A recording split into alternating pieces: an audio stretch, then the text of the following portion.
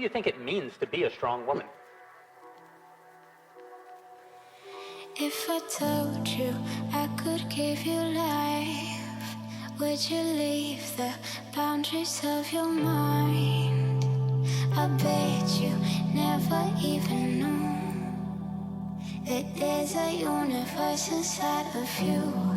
Can I take your pain and make it go? I was diagnosed October 27th, 2016. I had an 8-month-old and a 2.5-year-old at the time. I was breastfeeding and happened to get mastitis, even though I breastfed my first child with no problems, and then got mastitis with the second child and got put on antibiotics, and everything got better and continued to still have a residual kind of lump that we all thought was just kind of inflammation. And I was laying down in my daughter's nursery on the floor playing with her, and I looked down my shirt and one of my breasts was a different shape than the other one, which is how I knew, like, oh, this isn't normal. But ironically, doing my self-breast exams in the shower, they tell you to do it standing up, laying down in the mirror. And, you know, being 30 at the time, I didn't really think too much into it, so I just always did it standing up in the shower. Well, there's a reason that they tell you to do it standing up, laying down in front of a mirror, raise one arm, raise another arm, because when I laid flat on my back, it allowed my breast tissue to shift, and then the tumor popped out. And so that's why it changed the shape of my breast when I was laying flat on my back, whereas when I stood in the shower and felt it, it felt much smaller, you know, just kind of felt like a little bit of firmness. When I laid flat down and felt it, it felt like a baseball. So it's very important to make sure that you're doing everything that your physicians tell you to do in terms of your monthly self-breast exam. For me, we did the old standard, which was 4 rounds of AC chemotherapy, 12 rounds of Taxol, followed by a double mastectomy where I did not get reconstructed. And then that was followed with 28 rounds of radiation. And because at surgery, I still had actively growing breast cancer in my breast and my lymph nodes, they've put me on an additional chemo, and so I'm now taking an oral chemotherapy. You know, a lot of people feel very beat down and defeated, and it's a totally realistic way to feel, and there's nothing wrong with any feeling that you have during breast cancer. You run through the gamut. You have great days and you have bad days. I have never been more proud of my body. I have never been more proud of, look at what I did. I gave birth to 2 children. I got breast cancer, and you know what, I'm still here. I'm gonna be 54 very shortly. I was diagnosed last April, triple negative, stage 2. You know, I thought, okay, this can't be happening to me. No, why me? And then I thought, okay, I don't want to die. I have a lot to see. I want to see my son get married. I want to see my first grandchild. And so I was scared because I didn't have answers. And once I got the answers, then I was at peace with everything, what was fixing to happen to me. They gave me a plan of what they were planning on doing, and I was like, okay, let's do this. I also have, 2 other friends that also went through breast cancer at the same time I did, and we all had the same type of breast cancer. So I already had a support group, and we would just talk and ask each other how we're doing and what's going on with your treatments. And so I really do think that having other people, talking with other people who've experienced the same thing as you, just kind of makes you feel like, okay, I'm not alone.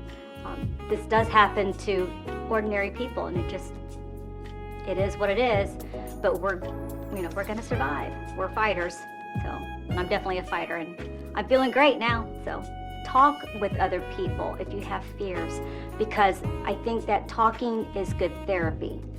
And even if you're talking to someone who's never experienced it before, it's just good therapy to talk about it, get it off your chest, and share your feelings of how you're feeling.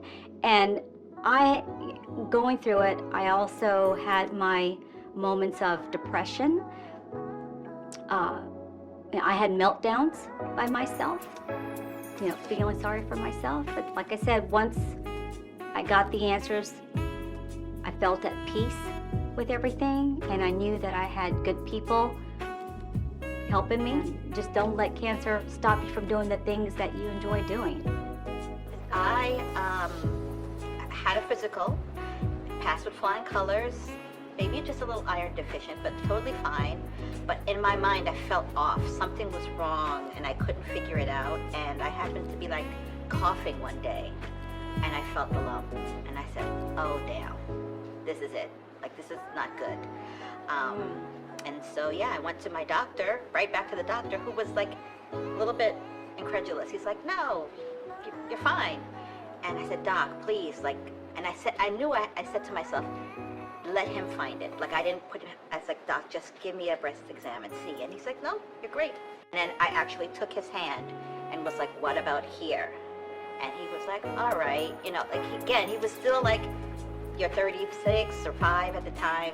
I'm sure it's nothing, but I had to give a lot of pushback for him to send me to get a mammogram, because you don't get mammograms before 40. And I often daydream about when I was diagnosed, the day of. I think it's because it's such a sliding door. It's like, it's definitely the major fork in the road of my life. And so I always like go back to that because it was so traumatic. It was a phone call, but it was like me chasing. I felt like I was chasing doctors and chasing, can you call me back? Is the doctor there? Can I left a message? And so I finally got the call back that it was cancer, like after the workday was over. And they're like, oh, yeah, so it's positive for invasive ductal carcinoma, and you should follow up with your doctor, and have a great weekend. I was just out with my friends, my immediate friends, when I was diagnosed. And I was, again, afraid of like, oh, like, she had cancer in the family again a second time. And so I didn't want that. So it was very private in the immediate days. I had the MRIs, all the tests before. They told me that mine was so small that a lumpectomy would have been sufficient. But, you know, I spoke to a nurse too that was like, honey, you want to just do all the things that you can do so you can feel. And I knew my personality, yeah. And so I said, you know what, take it all out, double mastectomy.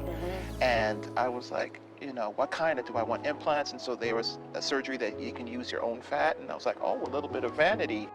So that little bit of vanity, I think, saved my life a second time, because it's such a major operation that they have to cut through this and move through that. And it was at the operating table that my plastic surgeon found a little secret cancer. And so because of that, they were like, okay, game changer. We recommend chemo now because we don't know what else is floating around in there. It's been, thankfully, 5 years since diagnosis. I do have a message to other people fighting cancer, and it's don't give up. It's completely, I would say, so much more of a mental battle than a physical battle. And it's a huge physical battle, don't get me wrong. But the mental battle is the worst. And I have found tremendous strength through finding other people that have gone through my situation, so through other amputees. I searched and searched through Instagrams and Facebook accounts for anybody that I could connect with, because being a 23-year-old woman, kind of rare.